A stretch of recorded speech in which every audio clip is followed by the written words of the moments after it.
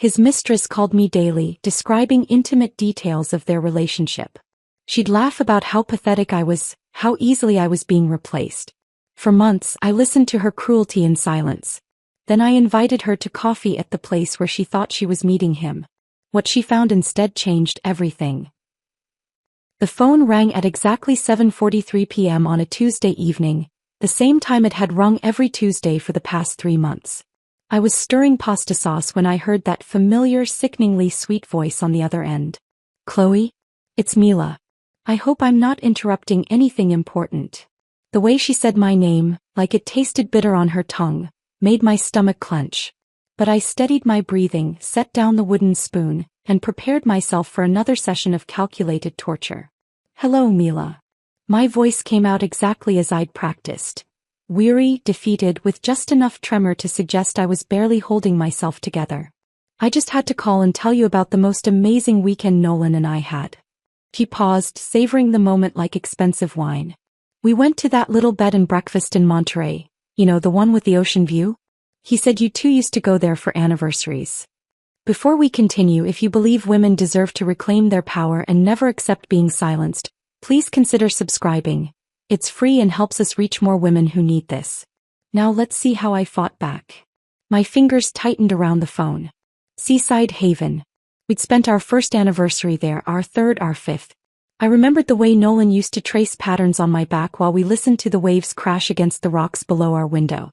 The memory felt like a physical blow, but I swallowed the pain and let it fuel my resolve. "That sounds lovely," I managed, injecting just enough sadness into my tone to make her feel victorious. "Oh, it was more than lovely. He told me he'd never felt so free, so alive. He said being with you had become like wearing a coat that was 3 sizes too small, suffocating and uncomfortable." Her laugh was sharp, designed to cut. "He even said your cooking had gotten boring. Same 5 meals on rotation," he told me. "Like eating at a nursing home." I glanced at the pasta sauce, his favorite recipe, one I'd perfected over 7 years of marriage. The irony wasn't lost on me that I was preparing dinner for a man who apparently mocked my cooking to his mistress. "I see," I whispered, letting the words hang in the air like a confession of defeat. "You know what the best part was, though?" Mila continued, her voice taking on that particular tone of cruelty that had become her signature. "He said he feels guilty sometimes, but then he remembers how you've let yourself go. She doesn't even try anymore," he said. "When I come home, she's in those awful sweats, hair in a messy bun, looking like she's given up on life." I touched my hair self-consciously. It was indeed in a messy bun, and yes, I was wearing comfortable clothes. But I'd been working from home, managing our household, trying to keep our life together while he was apparently dissecting my appearance with another woman. The silence stretched between us. I could hear her breathing, waiting for me to break, to beg, to give her the dramatic reaction she craved. Instead, I practiced the technique I'd perfected over these months of torture. I let the pause extend just long enough to suggest I was fighting back tears, then delivered my response in a voice that barely rose above a whisper. "Is that so? Oh, Chloe." Her voice dripped with false sympathy. "I almost feel sorry for you. Almost. But then I remember that you're living in a fantasy, thinking you still have a marriage worth saving." I walked to the kitchen window, staring out at the garden where Nolan and I had once planned to build a swing set for the children we'd dreamed of having. The wooden stakes were still there, marking the corners where we'd measured and discussed and hoped. Now they looked like tiny gravestones in the fading light. "Last Thursday," Mila continued, "we went to that new restaurant downtown, Bella Vista? The one with the private booths? He said he'd been wanting to take you there for your birthday, but then he realized he'd rather share new experiences with someone who actually appreciates them." My birthday. 3 weeks ago. He'd taken me to our usual chain restaurant, claimed he'd forgotten to make reservations anywhere special. I'd pretended not to mind, had even smiled and thanked him for the generic card he'd obviously picked up last minute from the gas station. "He's so thoughtful," I said, my voice breaking just slightly on the last word. It wasn't entirely acting. The betrayal still stung even though I'd known about it for months. "He really is. And the gifts, Chloe. The jewelry, the lingerie, the weekend getaways. He told me he'd stopped buying you things because you never seemed to appreciate them. She'd rather have practical gifts," he said. "Vacuum cleaners and coffee makers. No romance left in her." I remembered the last gift he'd given me, a new set of kitchen knives for Christmas. I'd thanked him, used them to prepare meals he apparently complained about to his mistress. The cosmic joke of it all was almost funny in a twisted way. "He sounds very generous," I replied, adding a slight sniff to suggest I was crying. "Oh, he is. Last week he surprised me with a weekend in Napa Valley. We stayed at this incredible resort, the kind of place where they bring champagne to your room and draw baths with rose petals. He said he'd never done anything like that for anyone before. Mila makes me want to be romantic again," he told me. "She brings out the man I used to be." I closed my eyes, remembering our 10th anniversary just 6 months ago. He'd taken me to dinner at a chain restaurant and given me a gift card to Target. I'd convinced myself that practical love was more mature, more stable than grand gestures. "That's wonderful for you both," I said, my voice hollow. "You know what I think, Chloe?" Mila's tone shifted, becoming more direct, more vicious. "I think you're holding on to something that's already dead. He doesn't love you anymore. He doesn't want you. He's just too much of a coward to file for divorce himself." The words hit their mark, but not in the way she intended. Instead of crushing me, they crystallized something I'd been feeling for months. A strange sense of power that came from knowing something she didn't. "Maybe you're right," I said, letting my voice crack with what she would interpret as defeat. "I know I'm right. And honestly, I'm doing you a favor by calling. Someone needs to wake you up from this pathetic delusion that you still have a husband." I heard Nolan's car in the driveway, the familiar sound of his engine shutting off, his footsteps on the front porch. He'd be walking through that door any moment, expecting dinner and normalcy, having no idea that his mistress had just spent 20 minutes describing their intimate moments to his wife. "I should go," I said softly. "He's home." Of course he is. Back to his boring, predictable life with his boring, predictable wife. Mila's laugh was sharp and triumphant. "Enjoy your evening, Chloe. I know I'll enjoy mine thinking about how pathetic this all is." The line went dead just as Nolan walked through the front door. He looked tired, slightly guilty, but he smiled when he saw me. "Something smells amazing," he said, hanging his coat in the closet. "What are you making?" "Your favorite pasta," I replied, turning back to the stove. "How was your meeting?" "Long, boring. You know how it is." He came up behind me, placed his hands on my shoulders. "I'm sorry I've been working so much lately. I know it's hard on you." I leaned back against him, feeling the weight of his hands, the warmth of his body. 3 months ago, this moment would have filled me with love and forgiveness. Now it felt like a performance we were both giving, though only I knew we had an audience. "It's okay," I said. "I understand." What I didn't tell him was that I understood far more than he realized. I understood that while he was apologizing for working late, his mistress was probably getting ready for bed, replaying our conversation and feeling victorious. I understood that his guilt was making him kinder to me, more attentive, which only made Mila's cruelty more potent. But most importantly, I understood something that neither of them knew yet. Something that would change everything. As I served dinner, I thought about the 3 pregnancy tests hidden in my dresser drawer, all showing the same result. 43 days along according to my calculations. A secret that would shift the balance of power in ways that Mila, with all her cruel phone calls and detailed descriptions of their affair, could never imagine. I watched Nolan eat the pasta he'd apparently called boring, compliment the sauce he'd mocked to another woman, and I smiled. Not the defeated smile of a broken wife, but the quiet smile of someone who knew that the game was about to change completely.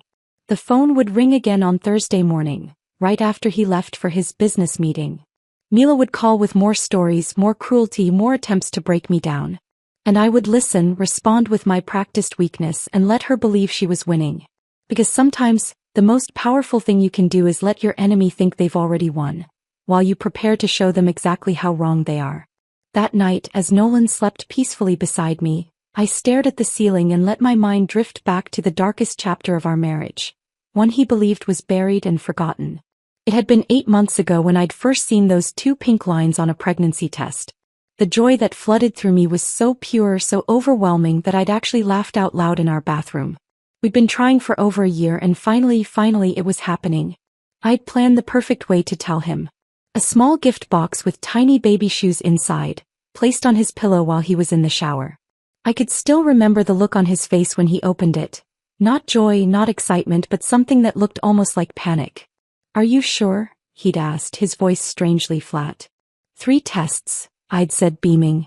All positive. We're going to be parents, Nolan.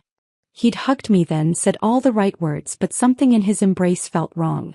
Too tight, too desperate, like he was trying to squeeze the life out of something. The weeks that followed were a blur of strange behavior I'd attributed to normal expectant father nerves. He'd become obsessively attentive about my evening routine, insisting on making my chamomile tea himself every night. You're growing a baby, he'd say with a smile that never quite reached his eyes. Let me take care of you. The tea tasted different somehow, more bitter with an earthy undertone I couldn't place. When I mentioned it, he'd laugh and say he was trying a new brand, something organic and supposedly better for pregnant women. I'd drink it gratefully, touched by his thoughtfulness. The cramping started on a Tuesday morning, sharp and low in my abdomen. By evening there was blood. By Thursday it was over. These things happen, the emergency room doctor had said gently. First trimester losses are more common than people realize. There's nothing you could have done differently. I'd grieved deeply, blamed myself for weeks. Nolan had been supportive in all the right ways, bringing me flowers, holding me while I cried, suggesting we wait a few months before trying again. His relief, which he thought he was hiding, felt like salt in an open wound. The follow-up appointment 3 weeks later was routine. Blood work, physical exam, the doctor checking to make sure everything was healing properly. I almost didn't go. What was the point of examining the aftermath of failure? Dr. Martinez had frowned at my blood results, then frowned deeper. Chloe, I'm seeing some unusual markers in your system. Have you been taking any herbal supplements? Anything not prescribed? No, I'd said, confused. Just prenatal vitamins and the calcium tablets you recommended. She'd pulled out a reference chart, her expression growing more concerned. I'm seeing traces of blue cohosh and pennyroyal. These are herbs that can cause uterine contractions. They're sometimes used to induce labor or other things. The bottom dropped out of my world. Other things. In high enough concentrations they can cause miscarriage. They're dangerous, especially in the first trimester. She'd looked at me carefully. You're certain you haven't taken anything containing these herbs? I'd driven home in a daze, her words echoing in my mind. When I'd gotten to our kitchen, I'd torn through every cabinet, every drawer, looking for something I hoped I wouldn't find. Behind Nolan's vitamin bottles, pushed far back where I'd never think to look, I discovered a small brown bottle labeled Evening Blend Women's Wellness Tea. The ingredient list read like a catalog of everything Dr. Martinez had found in my blood. Blue cohosh, pennyroyal, black cohosh, and other herbs I'd never heard of. I'd stood there holding that bottle, my hands shaking, while the truth crashed over me like a physical blow. My husband, the man who'd held me while I cried over our lost baby, had been the one who'd killed it. The rage that filled me was so pure, so white-hot, that for a moment I couldn't breathe. I'd wanted to confront him immediately, to scream and throw things and demand answers. Instead, I'd carefully placed the bottle back where I'd found it and made a decision that would change everything. I would never tell him I knew. Over the following months, I'd watched him with new eyes. The way he'd suggest we wait longer before trying again. How he'd carefully monitor my cycle, becoming anxious around ovulation. The relief in his posture when my period would arrive each month. His mother had started dropping hints about grandchildren during family dinners, and I'd watched Nolan deflect with practiced ease. We're not ready yet, he'd say. Maybe next year. But his eyes would find mine across the table and I'd see the warning there. Don't you dare contradict me. The most sickening part was how considerate he'd become afterward.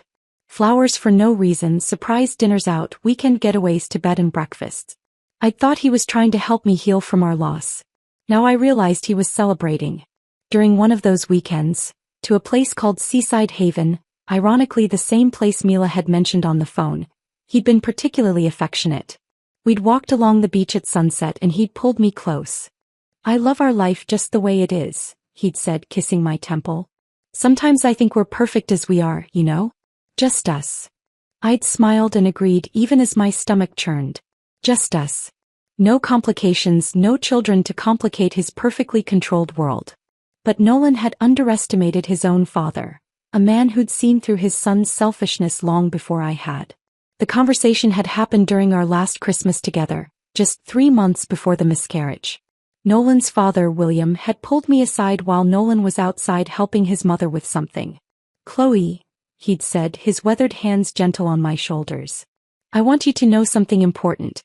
When you give this family its first grandchild, and you will, everything will shift in your favor." At the time, I'd thought it was just a sweet comment from a man who desperately wanted grandchildren. William had always been kinder to me than his wife, more accepting, more genuinely warm. He'd treat me like the daughter he'd never had, while his actual son treated me like an inconvenience. "That's very sweet, William," I'd said. "I hope we can give you grandchildren soon." His eyes had grown serious. "I'm not being sweet, dear. I'm being practical. I've made sure of it." I hadn't understood what he meant then. After he'd passed away suddenly from a heart attack 6 weeks later, the comment had faded into the background of grief and funeral arrangements.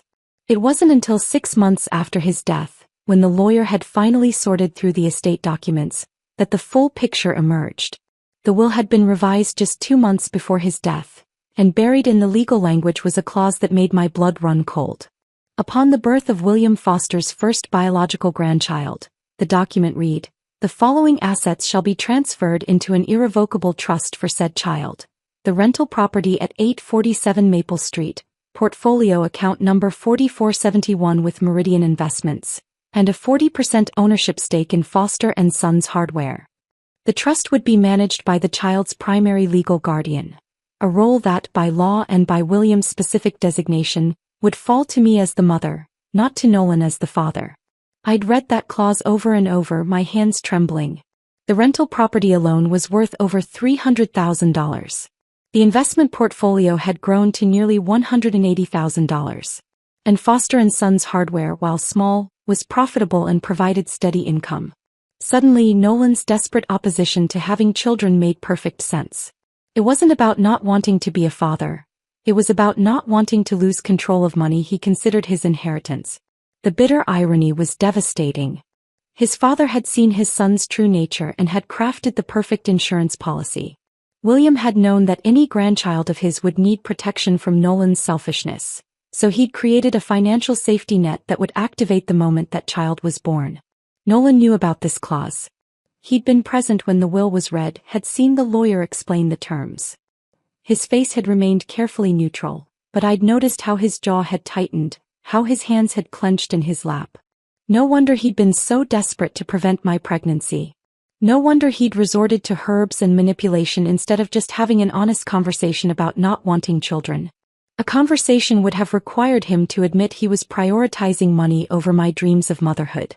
Now, lying in the darkness beside him, I placed my hand on my still flat stomach where a new life was growing. 43 days along, and this time I was the only one who knew. This pregnancy wasn't just about the baby I'd longed for. It was about justice. It was about a wise old man's foresight and a father's love protecting his future grandchild from his own son's greed. Nolan shifted beside me, murmuring something in his sleep. Probably dreaming about Mila, about his carefully constructed double life where he got to play the romantic leading man while keeping his boring wife safely contained and childless at home. He had no idea that his world was about to change forever. That his father's final gift was growing inside me, bringing with it not just new life, but a complete redistribution of power. The man who'd poisoned his own wife to prevent losing money was about to discover that some things were more powerful than his control, more permanent than his schemes.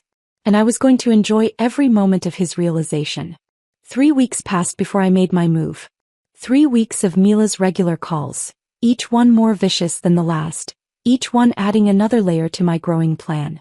She'd grown bolder, more detailed in her descriptions, clearly feeding off what she perceived as my increasing weakness. But I wasn't getting weaker. I was getting ready. The pregnancy symptoms had started in earnest. Morning queasiness that I hid from Nolan by claiming I had a stomach bug, exhaustion that I blamed on work stress. Every secret symptom felt like armor I was putting on, piece by piece preparing for battle. I spent hours researching the perfect location for our confrontation. It had to be public enough that she couldn't cause a scene, intimate enough for a private conversation, and symbolic enough to give me the psychological advantage I needed. Murphy's Diner sat on the corner of 5th and Main, its red vinyl booths and checkered floors unchanged since the 1950s. Nolan and I had discovered it during our second year of marriage, when we'd been apartment hunting in that neighborhood. Every Sunday morning for 3 years we'd shared coffee and pancakes there, planning our future over bottomless cups and warm syrup. I told him once that Murphy's felt like the place where we'd fallen deepest in love, where all our dreams had taken shape. He'd laughed and kissed powdered sugar off my lips, promising we'd bring our children there someday for birthday breakfasts and celebration dinners. The irony of choosing that location wasn't lost on me. In a place where I'd once planned a future with him, I was about to destroy the future he'd built without me. I arrived at 1:30, 30 minutes before the meeting I'd arranged. The lunch crowd was thinning out, leaving mostly empty booths and the low murmur of afternoon coffee drinkers. I chose the corner booth where Nolan and I used to sit, positioning myself with a clear view of the entrance and my back to the wall. The waitress, an older woman with kind eyes and sensible shoes, approached with a coffee pot. "Just coffee today, honey?" "Yes, please. I'm waiting for someone." I wrapped my hands around the warm mug, using its heat to steady my nerves. At exactly 1:45, I pulled out the burner phone I'd purchased with cash the week before. The app I'd downloaded let me send texts from any number, and I'd already programmed in Nolan's contact information. My fingers hovered over the keyboard as I crafted the message that would bring Mila running. "Can't wait to see you. Murphy's at 2. Need to talk about us." And I'd studied Nolan's texting patterns for months, noting his tendency toward brief messages, his habit of signing texts with his initial when he was being romantic. I'd even referenced their dinner at Bella Vista from the week before, adding just enough specificity to make the message believable. Her response came back within seconds. "Finally. I've been hoping you'd say that. See you soon." The heart emoji made my stomach turn, but it also confirmed what I'd suspected. She thought this meeting was going to be significant. Maybe she was expecting him to finally leave me or propose, or make some grand declaration. Whatever she was expecting, it definitely wasn't me. I ordered a slice of apple pie I had no intention of eating, just to give myself something to do with my hands while I waited. The clock on the wall ticked toward 2 o'clock with agonizing slowness. At 2:03 the diner door chimed and she walked in. Mila moved like someone who owned every room she entered, her heels clicking confidently against the checkered floor. She wore the red dress she'd described to me in excruciating detail during one of her calls. The one Nolan had supposedly said brought out the color in her eyes, the one she'd worn to their dinner at that expensive steakhouse downtown. Her dark hair was styled in perfect waves, her makeup flawless despite the afternoon heat. She'd clearly put effort into looking stunning for what she thought would be a romantic meeting with my husband. Her eyes swept the diner, searching for Nolan's familiar figure. I watched her face change as she processed the mostly empty restaurant, the absence of the man she'd come to meet. Her gaze landed on me last and I saw the exact moment recognition dawned. Confusion flickered first. Why was the pathetic wife sitting in the restaurant where she was supposed to meet her lover? Then came anger, sharp and immediate as she realized she'd been deceived. Finally, that familiar smirk of superiority settled over her features, the same expression I'd learned to hate during our phone conversations. "Wow." Her voice carried clearly across the quiet diner, causing several customers to look up from their meals. "This must be rock bottom for you, Chloe. Did you really think ambushing me would change anything?" She clutched her designer purse like a weapon, her whole body radiating the kind of confidence that comes from believing you're untouchable. Other diners were starting to stare, but their attention didn't seem to bother her. If anything, she seemed to enjoy having an audience for my humiliation. I took a slow sip of my coffee, letting the silence stretch just long enough to unsettle her. When I finally spoke, my voice was calm, almost conversational. "Sit down, Mila. Please." "I don't think so." She turned to leave, her heels already clicking toward the door. "Whatever pathetic plea you've prepared, I'm not interested in hearing it. I'm not here to fight." The words stopped her mid-stride. "I just thought you should know something important." She turned back, one perfectly shaped eyebrow raised in skeptical amusement. "What could you possibly tell me that I don't already know?" I gestured to the empty seat across from me. "Sit. Just for a minute." Something in my tone must have intrigued her because she hesitated. Maybe it was the lack of desperation in my voice, or the fact that I wasn't crying or begging like she'd expected. After a moment she slid into the booth across from me, but perched on the edge like she might bolt at any second. You have 2 minutes, she said, checking her watch with theatrical impatience. Then I'm leaving and I'm calling Nolan to tell him about your little stunt. I studied her face, memorizing the smugness in her expression, the certainty that she held all the power in this situation. In a few seconds that certainty would shatter completely. I'm pregnant, I said simply. The words hung in the air between us. I watched her process them, saw the moment when their significance hit her. Her confident smile faltered just slightly. Congratulations, she said finally, but her voice had lost some of its edge. I'm sure Nolan is thrilled. 43 days along. I continued as if she hadn't spoken. And this time he can't stop it. That got her attention. Her eyes sharpened, focusing on me with new intensity. What do you mean, this time? I didn't answer directly. Instead, I reached into my purse and pulled out the folded copy of William's will that I'd been carrying for weeks, waiting for exactly this moment. The paper was slightly worn from handling, but the legal language was still crisp and clear. I placed it on the table between us, right next to the untouched slice of apple pie, and slid it toward her. You don't have to believe me about the pregnancy, Mila. But he will. I tapped the document with one finger. And when you ask him about this, you'll understand exactly why. Her laughter was sharp and too loud for the quiet diner, causing the elderly couple 2 booths over to frown in our direction. You really think a baby is going to make him choose you? That's adorable. She leaned back in the booth, her confidence returning as she dismissed my revelation. He's already told me about your desperate attempts to trap him with a pregnancy. It's honestly pathetic how predictable you are. Read it, I said quietly. I don't need to read anything. You're delusional if you think. Read it. My voice carried a note of authority that surprised us both. Trust me, you'll want to understand what you're really dealing with. Something in my tone must have penetrated her arrogance because she picked up the paper. I watched her eyes scan the legal language, saw the exact moment when she reached the crucial clause about the trust fund. Her face went through a series of expressions, confusion, disbelief, and finally, a dawning understanding that drained the color from her cheeks. I stood up, placing exact change for my coffee on the table. The pie remained untouched. I'd lost my appetite weeks ago and today was no exception. Enjoy the rest of your afternoon, Mila, I said, my voice perfectly pleasant. I'm sure you and Nolan will have a very interesting conversation. I walked toward the exit without looking back, but I could feel her eyes burning into my back.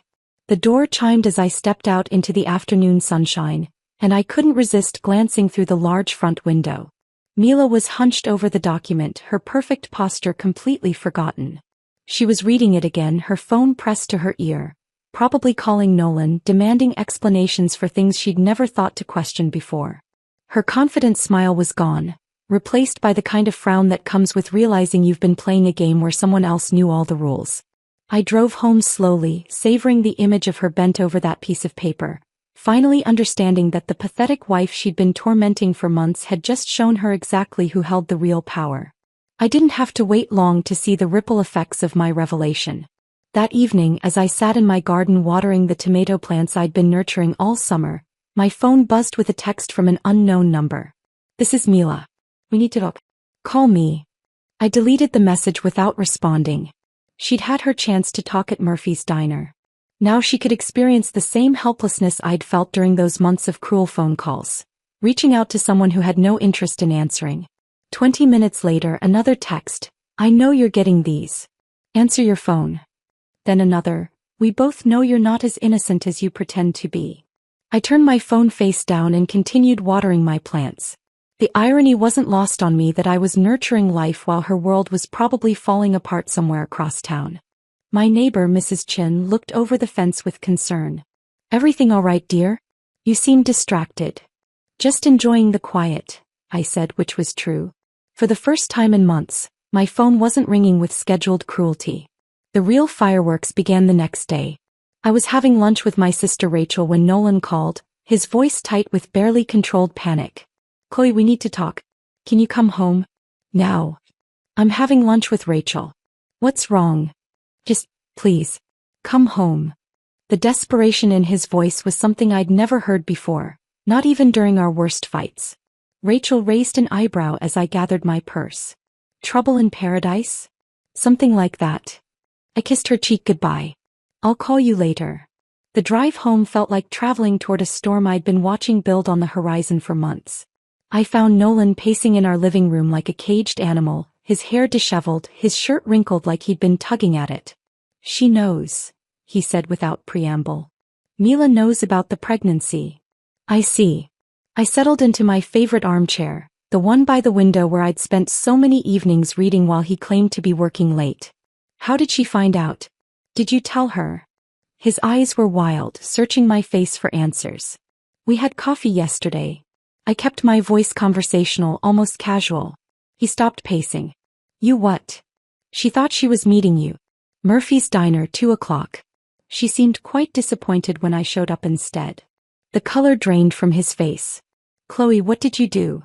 I told her the truth. About the baby. About your father's will. I watched him carefully, noting how his hands trembled slightly. She didn't take it well. Nolan sank onto the couch, his head in his hands. She's been calling me nonstop. Demanding explanations. She found some lawyer, started asking questions about inheritance law. Smart woman. Almost meant it. What did you tell her? What could I tell her?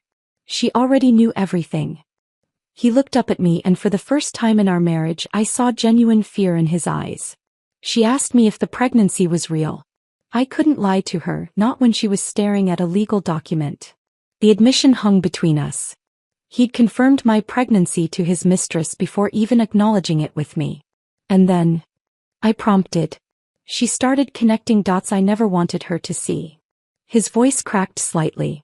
She asked about your first pregnancy, about why I was so desperate to prevent this one. She's not stupid, Chloe. She figured out what happened before. There was the moment when his carefully constructed narrative began to crumble. She said you told her I'd had desperate attempts to trap you with pregnancy. Is that really how you described our lost baby to her? Nolan's silence was answer enough. She asked me what I meant when I said I'd handle the situation like before. The words came out in a rush, like a confession he couldn't hold back anymore. I didn't realize how it sounded until she repeated it back to me. I imagined the scene. Mila's growing horror as she realized the man she'd been sleeping with had sabotaged his own wife's pregnancy. The man she thought was romantic and passionate was actually calculating and cruel. What else did she say? She called me a monster. He laughed bitterly. Said she'd been mocking the wrong woman all along. That you'd played her like a chess piece while she thought she was the one in control. Pride swelled in my chest, surprising me with its intensity. Even in her anger and disgust, Mila had recognized the truth. I'd outmaneuvered them both. She's done with me, Nolan continued. Blocked my number, returned everything I ever gave her. Her last text. He pulled out his phone, read from the screen with a hollow voice. You made me waste 8 months on a woman who was always 3 steps ahead of both of us. The text was even more cutting than I'd hoped. Mila hadn't just rejected him, she'd made sure he knew exactly why. She'd seen through his manipulation and found it pathetic rather than charming. The worst part, Nolan said, his voice barely above a whisper, is that everyone's going to know. She's already told people at her office, her friends. She's not keeping this quiet. I'd expected this. Mila's pride had been wounded, her intelligence insulted. Of course she'd want people to know she hadn't been the naive other woman. She'd been outsmarted by the wife everyone thought was weak. Over the following days the social fallout became apparent. Nolan came home each evening looking more defeated, reporting on conversations with mutual friends who'd heard Mila's version of events. Brad asked me if it was true that I'd been messing with your head during the affair, Nolan said one night, staring into his untouched dinner.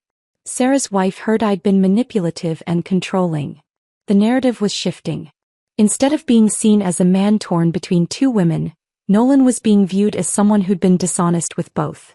Mila's version painted him not as a romantic figure but as a manipulator who'd used and deceived everyone around him. Janet from your office called, I mentioned casually. Mila's putting in for a transfer. Apparently she can't stand to be in the same city anymore. His fork clattered against his plate. She's leaving. Phoenix office. Some kind of promotion opportunity. I'd done my research, called Janet myself to confirm the details. She starts next month. The news seemed to devastate him more than anything else. Not only had Mila rejected him, but she was erasing any possibility of reconciliation by putting 2,000 miles between them. She told Janet something interesting, I continued. Said she'd learned an important lesson about not underestimating quiet women. That sometimes the person you think is powerless is actually the one holding all the cards. Nolan's face crumpled. I've lost everything, haven't I?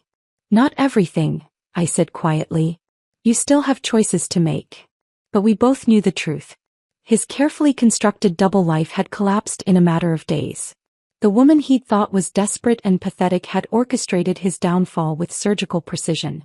And the mistress who'd made him feel powerful and desired now saw him as a cautionary tale about the dangers of underestimating your opponent.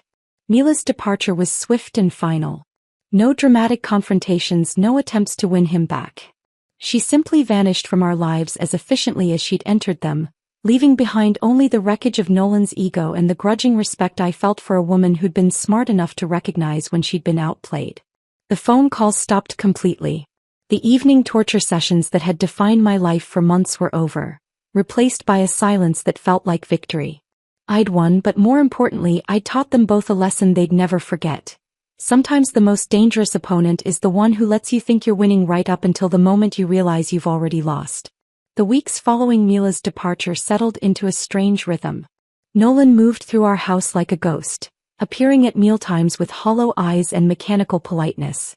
He'd ask about my day, comment on the weather, offer to help with dishes, all while carefully avoiding any mention of the pregnancy that was becoming impossible to hide. I was 12 weeks along now, and the morning sickness had given way to a small but noticeable bump that I no longer bothered to conceal. I'd catch him staring sometimes, his eyes lingering on my changing body with an expression I couldn't quite read. Longing? Regret? Fear? Perhaps all three. On a Thursday evening in late September, exactly 3 weeks after Mila had sent her final devastating text, I was arranging the baby books I'd bought earlier that day when I heard footsteps on our front porch. Not Nolan's usual confident stride, but something hesitant, almost shuffling. The doorbell rang at exactly 7:43 p.m. The same time Mila used to call with her carefully timed cruelty. I opened the door to find my husband standing there like a stranger asking for shelter. He'd lost weight. His clothes hung loose on his frame, and his face had taken on the gaunt appearance of someone who'd forgotten how to sleep properly. Dark circles shadowed his eyes, and his usually perfect hair was disheveled, like he'd been running his hands through it compulsively. Chloe. His voice cracked on my name. Can we talk? I stepped aside without a word, and he entered our home like he was walking into foreign territory. He paused in the entryway, his eyes taking in the small changes I'd made. The pregnancy books on the coffee table, the prenatal vitamin bottle on the kitchen counter, the What to Expect magazine folded open to an article about second trimester nutrition. You look. He stopped himself, seeming to realize that commenting on my appearance might not be wise given recent history. Different. I supplied. Pregnant. Healthy. Each word was deliberately chosen, a reminder of what he'd tried to prevent. Beautiful, he said quietly. You look beautiful. I led him to the living room, settling into my usual chair while he remained standing, fidgeting with his car keys like a nervous teenager. I've been staying at the extended stay off Highway 12, he said without preamble. 3 weeks now. Giving you space, trying to figure out how to fix this. The information surprised me. I'd assumed he was still sleeping in our guest room, maintaining the illusion of normalcy. The fact that he'd been living in a hotel suggested a level of self-awareness I hadn't credited him with. Have you figured it out? I asked. His laugh was hollow, self-deprecating. No. Not even close. He finally sat down, perching on the edge of the couch like he might flee at any moment. But I know I can't keep pretending this isn't happening. The baby, I mean. Our baby. Hi baby, I corrected gently. You made your feelings about children quite clear. He flinched. Chloe, I need you to know how sorry I am. Not just about Mila, but about what I did to you. To our first baby. The words hung in the air between us. This was the first time he'd acknowledged his role in my miscarriage directly, without euphemisms or deflection. I was selfish. Controlling. I thought I could manage everything, keep everything exactly the way I wanted it. Tears were streaming down his face now, and I was surprised to find that they affected me more than I'd expected. I didn't realize what I was destroying until it was too late. What changed? I asked. 3 weeks ago you were still lying to both of us. What's different now?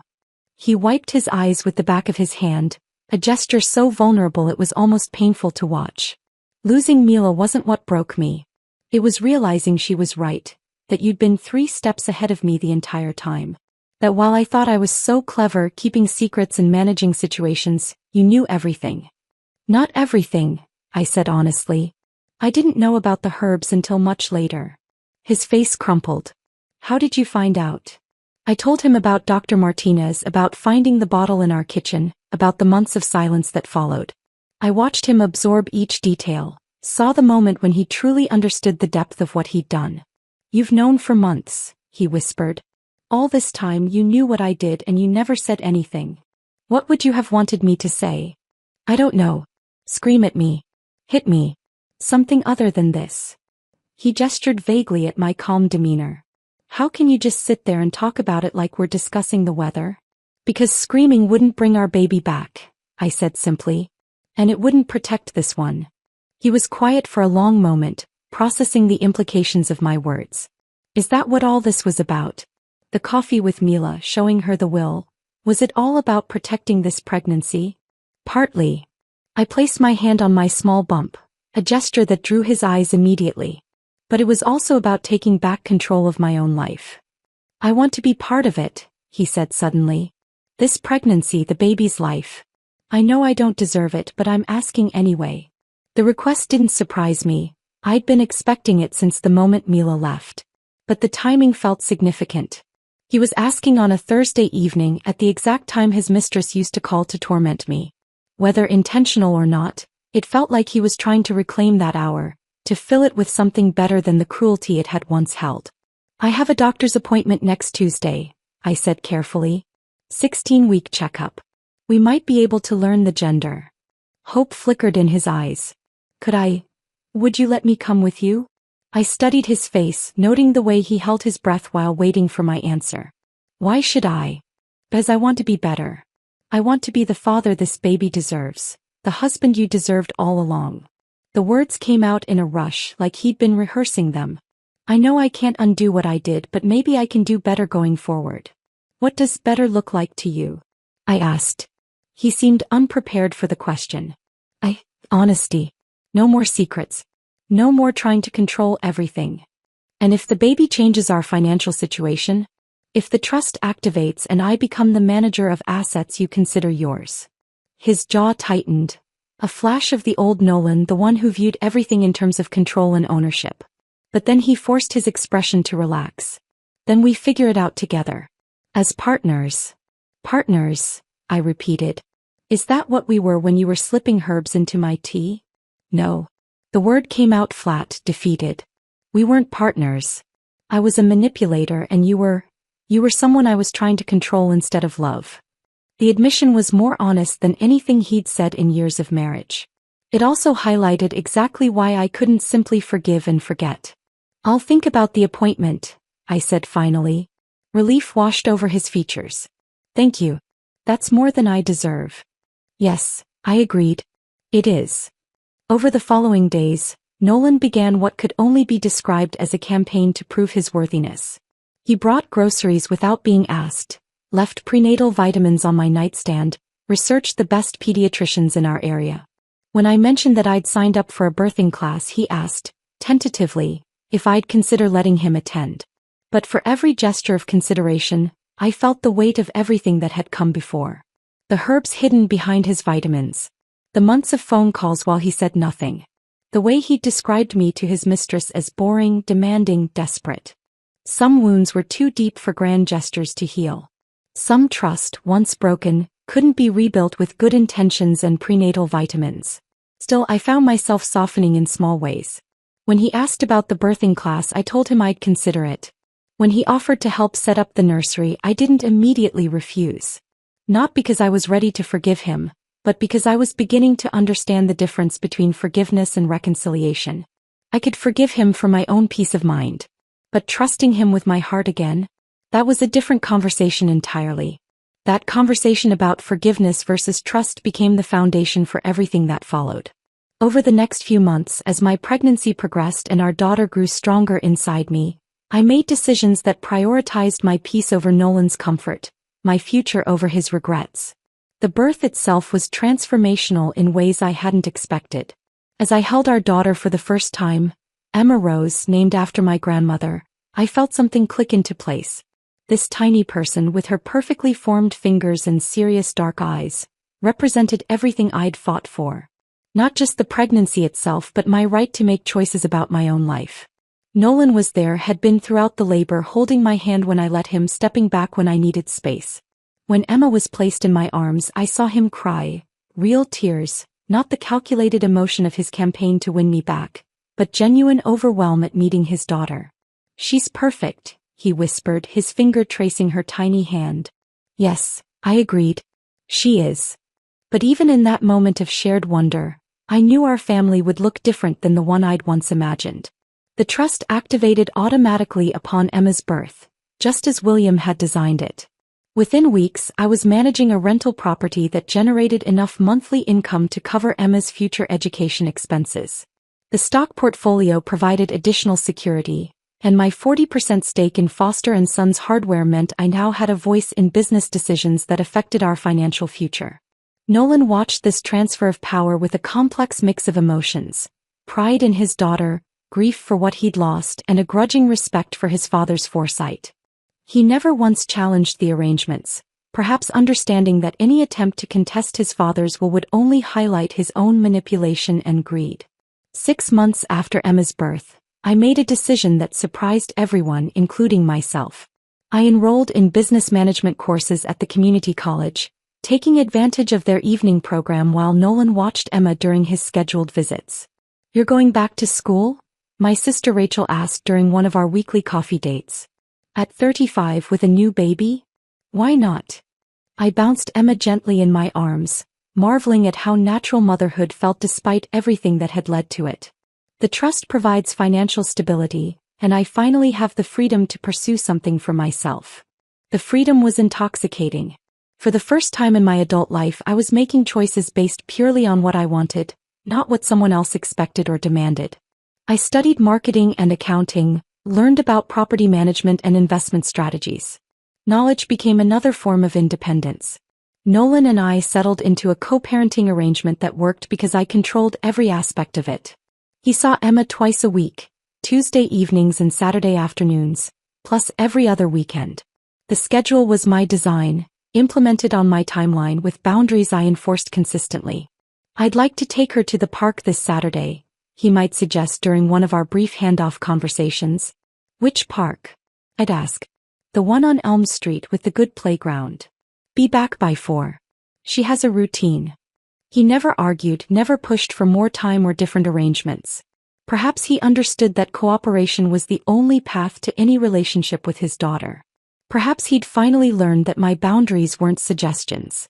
The business courses led to unexpected opportunities. Professor Martinez, coincidentally sharing a name with the doctor who'd helped me discover Nolan's deception, mentioned that Foster & Sons Hardware was looking for someone to modernize their marketing approach. "You own part of that business, don't you?" she asked after class one evening. 40%, I confirmed. "Have you considered getting more involved? Bringing some fresh perspectives to their operations?" The idea hadn't occurred to me, but once planted, it grew quickly. I scheduled a meeting with the current manager, brought proposals for online sales platforms and social media marketing, suggested efficiency improvements based on what I'd learned about small business operations.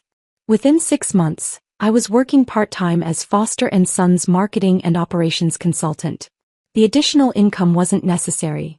The trust provided more than enough security, but the work gave me purpose and professional identity I'd never had during my marriage. Nolan heard about my involvement through the family grapevine. When he brought Emma back from a Saturday visit, he lingered longer than usual. "I heard you're working at the hardware store now," he said, his tone carefully neutral. 3 days a week. Emma comes with me sometimes. She likes watching the customers."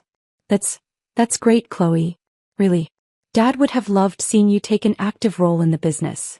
It was one of the few times he'd mentioned his father without bitterness, and I recognized it as genuine. Whatever resentment he felt about the trust, he seemed to understand that his father's decision had been protective rather than punitive. The personal growth extended beyond professional achievements. I learned to speak up in situations where the old Chloe would have remained silent. When Emma's pediatrician suggested a treatment approach I disagreed with, I voiced my concerns and sought a second opinion. When a neighbor made comments about single mothers that felt judgmental, I corrected his assumptions about my situation with polite firmness.